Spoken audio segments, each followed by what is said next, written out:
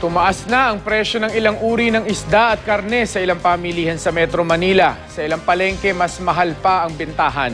May paggalaw na rin sa presyo ng Noche Buena items sa mga probinsya. Makibalita tayo live kay Kay Butastas ng GMA Bicol. Kay. Mark, 2 araw na lang ay Pasko na, kaya naman ang mga presyo ng mga prutas dito sa Naga City ay unti-unti nang tumataas ang presyo.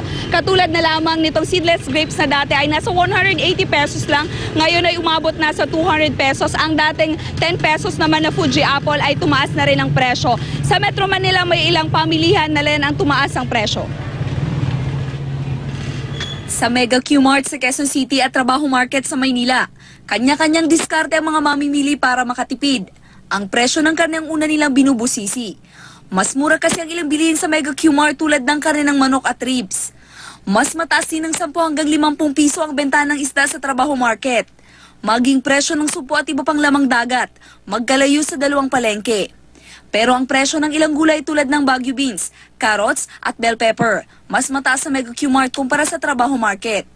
Stable naman ang presyo ng hamon sa ilang palengke sa Quiapo. Ang sliced Chinese ham na may halo ng sirup, 1,050 pesos per kilo. May dagdag ng 100 pesos kung nakaiwalay ang sirup. Ang scrap Chinese ham, 840 pesos per kilo. 980 pesos per kilo naman ang boneless Chinese ham. At ang ham na may buto, 1,020 pesos per kilo. Hindi na raw magbabago ang presyo ng hamon sa ilang palengke hanggang bagong taon. Makakapagpahinga naman ang mga empleyado ng maraming malls sa Metro Manila pagsapit ng December 24 dahil mas maaga silang magsasara. Sa mismong araw naman ng Pasko, tanghali na magbubukas ang maraming malls. Pagsapit ng bisperas ng bagong taon, hanggang alas 6 lang ng gabi bukas ang Trinoma Mall. Hanggang alas 7 naman ng gabi ang Green Hills Shopping Center. Alas 12 ng tanghali na magbubukas ang maraming malls sa unang araw ng Enero.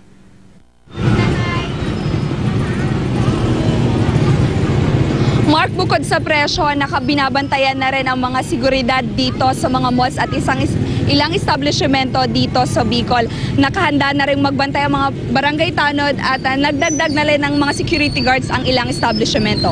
Yan ang latest mula dito sa Bicol. Kay Butastas, Nagbabalita, Pilipinas.